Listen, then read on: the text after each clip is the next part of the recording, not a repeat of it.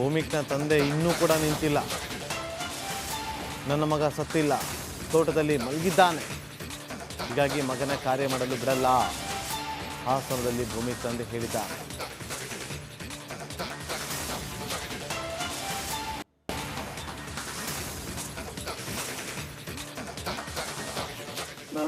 ನನ್ನ ಮಗ ಚಿನ್ನದಂಗಿದ್ದ. ನನ್ನ ಮಗ ಯಾವುದನ್ನು ಇಷ್ಟಪಡ್ತಾ ಇರಲಿಲ್ಲ, ಯಾವುದಕ್ಕೂ ಇದು ಮಾಡ್ತಾ ಇರಲಿಲ್ಲ ಅಂತಂದು ಕಳಿಸಿರೋ ದಸೆಯಿಂದ ನಾನು ಏನನ್ನು ಮಾಡೋಕ್ಕೆ ಬಿಟ್ಟಿಲ್ಲ. ನನ್ನ ಎದುರುಗಡೆನೆ ಅವನಿಲ್ಲೇ ನನ್ನ ತೋಟದಲ್ಲೇ ಮಲಗಿದ್ದಾನೆ. ಅವ್ರನ್ನ ಮಲಗಿಸಿ ಬಂದಿದ್ದೀನಿ.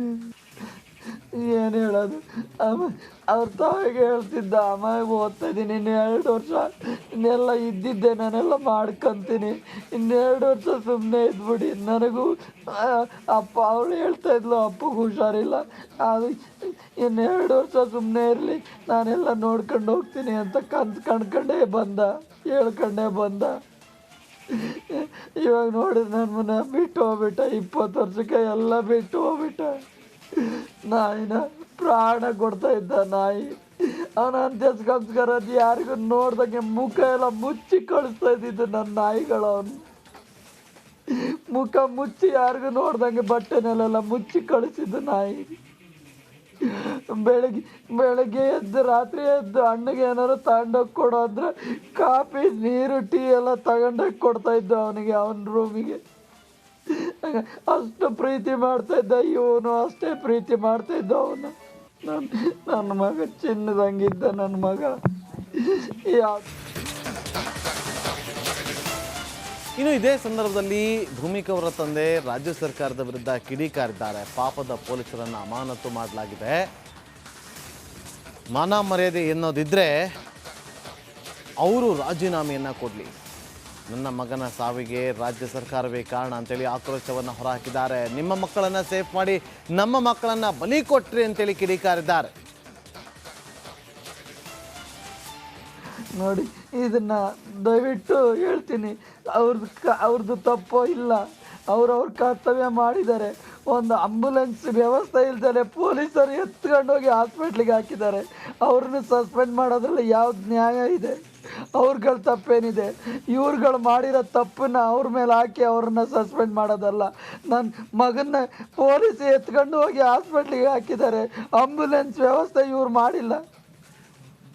ಅವ್ರನ್ನ ದೂರೋದ್ರಲ್ಲಿ, ಅವ್ರನ್ನ ಸಸ್ಪೆಂಡ್ ಮಾಡೋದ್ರಲ್ಲಿ ಇದನ್ನ ಮುಚ್ಚಾಕೊಳ್ಳೋದಕ್ಕೋಸ್ಕರ, ಸರ್ಕಾರ ಇವ್ರದನ್ನ ಮುಚ್ಚಾಕೋದಕ್ಕೋಸ್ಕರ ಒಬ್ಬ ಆಫೀಸರ್ಸ್ಗಳನ್ನ ಅವ್ರನ್ನ ಸಸ್ಪೆಂಡ್ ಮಾಡೋದು ಎಷ್ಟು ನ್ಯಾಯ?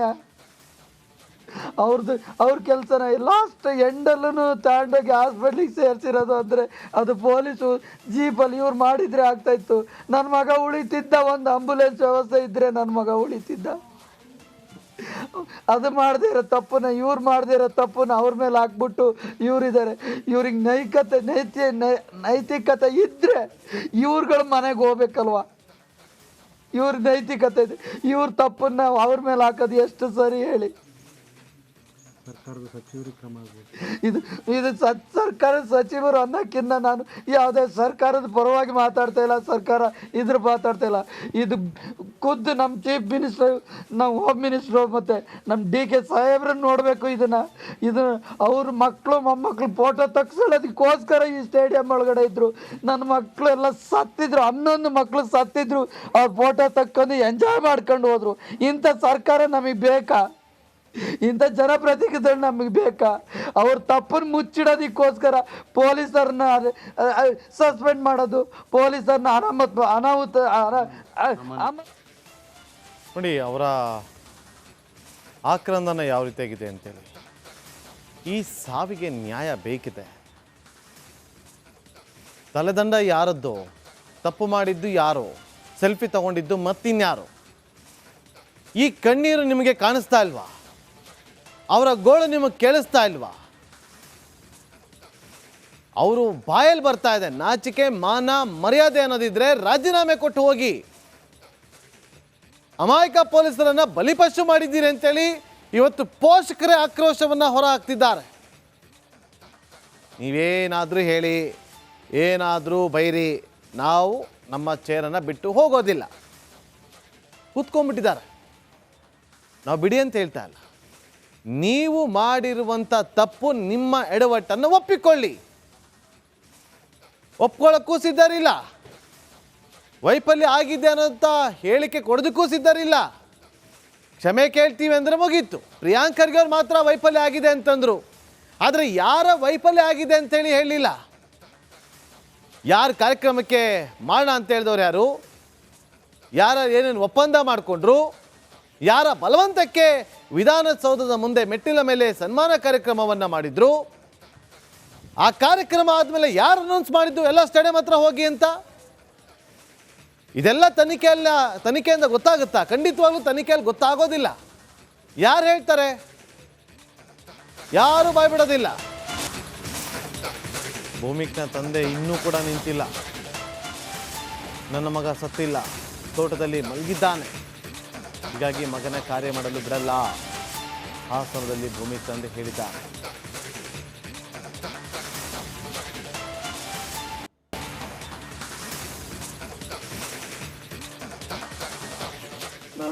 ನನ್ನ ಮಗ ಚಿನ್ನದಂಗಿದ್ದ. ನನ್ನ ಮಗ ಯಾವುದನ್ನು ಇಷ್ಟಪಡ್ತಾ ಇರಲಿಲ್ಲ, ಯಾವುದಕ್ಕೂ ಇದು ಮಾಡ್ತಾ ಇರಲಿಲ್ಲ ಅಂತಂದು ಕಳಿಸಿರೋ ದಸೆಯಿಂದ ನಾನು ಏನನ್ನು ಮಾಡೋಕ್ಕೆ ಬಿಟ್ಟಿಲ್ಲ.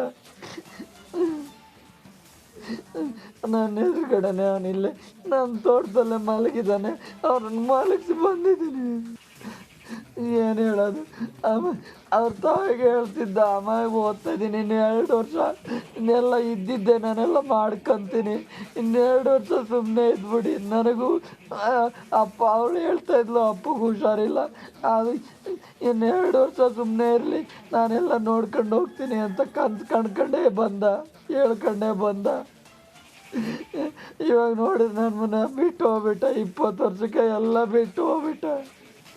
ನಾಯಿನ ಪ್ರಾಣ ಕೊಡ್ತಾ ಇದ್ದ ನಾಯಿ. ಅವನ ಅಂತ್ಯ ಸಂಸ್ಕಾರ ಅದು ಯಾರಿಗೂ ನೋಡ್ದಂಗೆ ಮುಖ ಎಲ್ಲ ಮುಚ್ಚಿ ಕಳಿಸ್ತಾ ಇದ್ದಿದ್ದು ನನ್ನ ನಾಯಿಗಳು. ಅವನು ಮುಖ ಮುಚ್ಚಿ ಯಾರಿಗೂ ನೋಡ್ದಂಗೆ ಬಟ್ಟೆನೆಲ್ಲ ಮುಚ್ಚಿ ಕಳಿಸಿದ್ದು ನಾಯಿ. ಬೆಳಗ್ಗೆ ಎದ್ದು ರಾತ್ರಿ ಎದ್ದು ಅಣ್ಣಗೆ ಏನಾರು ತಗೊಂಡೋಗಿ ಕೊಡೋ ಅಂದ್ರೆ ಕಾಫಿ ನೀರು ಟೀ ಎಲ್ಲ ತಗೊಂಡೋಗಿ ಕೊಡ್ತಾ ಇದ್ದ ಅವನಿಗೆ, ಅವನ ರೂಮಿಗೆ. ಅಷ್ಟು ಪ್ರೀತಿ ಮಾಡ್ತಾ ಇದ್ದ. ಇವನು ಅಷ್ಟೇ ಪ್ರೀತಿ ಮಾಡ್ತಾ ಇದ್ದ ಅವನು. ನನ್ನ ಮಗ ಚಿನ್ನದಂಗಿದ್ದ. ನನ್ನ ಮಗ ಇನ್ನು ಇದೇ ಸಂದರ್ಭದಲ್ಲಿ ಭೂಮಿಕಾ ಅವರ ತಂದೆ ರಾಜ್ಯ ಸರ್ಕಾರದ ವಿರುದ್ಧ ಕಿಡಿಕಾರಿದ್ದಾರೆ. ಪಾಪದ ಪೊಲೀಸರನ್ನು ಅಮಾನತು ಮಾಡಲಾಗಿದೆ. ಮಾನ ಮರ್ಯಾದೆ ಎನ್ನೋದಿದ್ರೆ ಅವರು ರಾಜೀನಾಮೆಯನ್ನು ಕೊಡಲಿ. ನನ್ನ ಮಗನ ಸಾವಿಗೆ ರಾಜ್ಯ ಸರ್ಕಾರವೇ ಕಾರಣ ಅಂತೇಳಿ ಆಕ್ರೋಶವನ್ನು ಹೊರಹಾಕಿದ್ದಾರೆ. ನಿಮ್ಮ ಮಕ್ಕಳನ್ನು ಸೇಫ್ ಮಾಡಿ ನಮ್ಮ ಮಕ್ಕಳನ್ನು ಬಲಿ ಕೊಟ್ರಿ ಅಂತೇಳಿ ಕಿಡಿಕಾರಿದ್ದಾರೆ. ನೋಡಿ, ಇದನ್ನ ದಯವಿಟ್ಟು ಹೇಳ್ತೀನಿ, ಅವ್ರದ್ದು ತಪ್ಪೋ ಇಲ್ಲ, ಅವ್ರ ಕರ್ತವ್ಯ ಮಾಡಿದ್ದಾರೆ. ಒಂದು ಆಂಬುಲೆನ್ಸ್ ವ್ಯವಸ್ಥೆ ಇಲ್ದರೆ ಪೊಲೀಸರು ಎತ್ಕೊಂಡೋಗಿ ಹಾಸ್ಪಿಟ್ಲಿಗೆ ಹಾಕಿದ್ದಾರೆ. ಅವ್ರನ್ನ ಸಸ್ಪೆಂಡ್ ಮಾಡೋದ್ರಲ್ಲಿ ಯಾವ್ದು ನ್ಯಾಯ ಇದೆ? ಅವ್ರಗಳ ತಪ್ಪೇನಿದೆ? ಇವ್ರುಗಳು ಮಾಡಿರೋ ತಪ್ಪನ್ನ ಅವ್ರ ಮೇಲೆ ಹಾಕಿ ಅವ್ರನ್ನ ಸಸ್ಪೆಂಡ್ ಮಾಡೋದಲ್ಲ. ನನ್ನ ಮಗನ್ನ ಪೊಲೀಸ್ ಎತ್ಕೊಂಡು ಹೋಗಿ ಹಾಸ್ಪಿಟ್ಲಿಗೆ ಹಾಕಿದ್ದಾರೆ. ಆಂಬುಲೆನ್ಸ್ ವ್ಯವಸ್ಥೆ ಇವ್ರು ಮಾಡಿಲ್ಲ. ಅವ್ರನ್ನ ದೂರದ್ರಲ್ಲಿ, ಅವ್ರನ್ನ ಸಸ್ಪೆಂಡ್ ಮಾಡೋದ್ರಲ್ಲಿ ಇದನ್ನ ಮುಚ್ಚಾಕೋದಕ್ಕೋಸ್ಕರ, ಸರ್ಕಾರ ಇವ್ರದನ್ನ ಮುಚ್ಚಾಕೋದಕ್ಕೋಸ್ಕರ ಒಬ್ಬ ಆಫೀಸರ್ಸ್ಗಳನ್ನ ಅವ್ರನ್ನ ಸಸ್ಪೆಂಡ್ ಮಾಡೋದು ಎಷ್ಟು ನ್ಯಾಯ?